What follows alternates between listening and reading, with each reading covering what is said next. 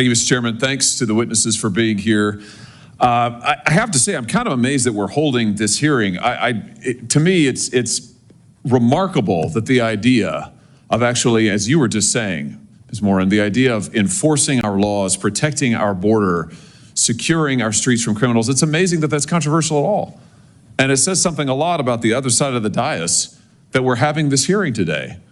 Let me just ask you, Mr. Reifland-Melnick, I mean, is it really such a bad idea to deport people like the criminal who killed this young man? This is Travis Wolf. He was 12 years old when he was killed.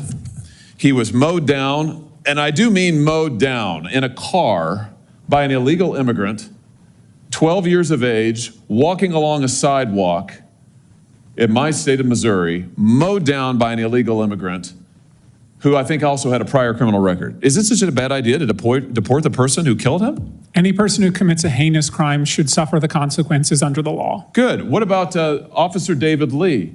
Officer David Lee was killed in Missouri just a few months ago by another illegal immigrant, once again in a car, who used it as a lethal weapon to ram him and kill him.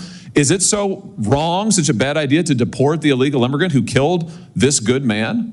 Again, any person who commits an awful act should face the full force of the law. And We've had multiple stabbings in the state of Missouri at laundromats in O'Fallon, Missouri, where innocent civilians were going to do their laundry of an evening and were attacked with knives, slashed, bled, stomped upon. Should the illegals who did that, should they not be deported?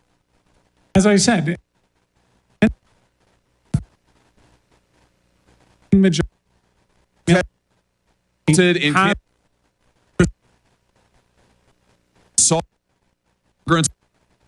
over one this legal immigrants deported. They should face the consequences. Are a very small the population that President Trump is promising to deport. Well, let's talk about the rest of the people who you don't want to be deported. You said in an article that you wrote recently, new report shows devastating costs of mass deportation. You wrote this in October. Do you remember this piece? Yes, that is a summary of our report. Yeah, so in this piece, and it's also in your written testimony, you talk about how much the economy will lose if the United States actually enforces our immigration laws and deports folks who are here illegally. And I want to quote you now. You say some industries would be particularly hard hit, including construction, agriculture, and hospitality, which can 1.5 million workers. What's the argument here, that there aren't American workers jobs? No, and as I said previously, are, but the issue is wages to rise?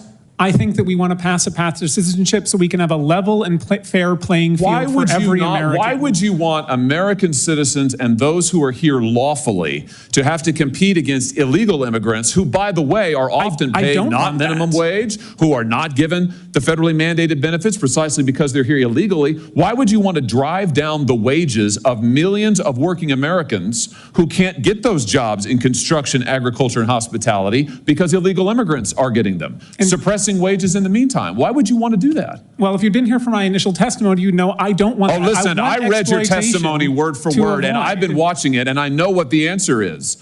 You don't actually care about working people because you're absolutely hell-bent on this ideological agenda of opening our border. You want to give everybody who's here a path to citizenship. You want blanket amnesty. You talk about mass deportations.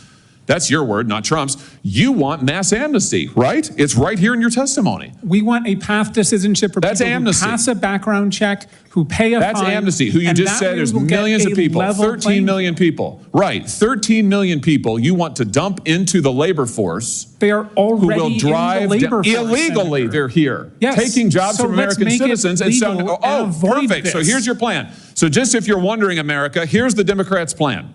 Take the 13 million plus illegals who are here, taking jobs from Americans, taking wages down, taking health care benefits, and bring them here legally so that they can continue to drive down wages, flood the labor force, and suppress Senator Hawley, they can't flood the labor force if they're already part of the labor force, which is the economic issue today. They are flooding the labor force now. That's what's happening now. Why do you think wages have flatlined? The majority have been here for over 15 years. Many millions have been here since the Reagan administration. And what has happened to working class wages in that time, Mr. Reifland-Melnick? Working class wages are currently going up. Yes. Oh, really? They've gone up over the last 15 years?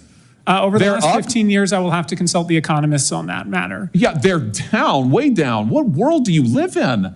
Listen, here's the deal. The American people just voted. The American people just voted. Well, you know what? It's my time, not yours.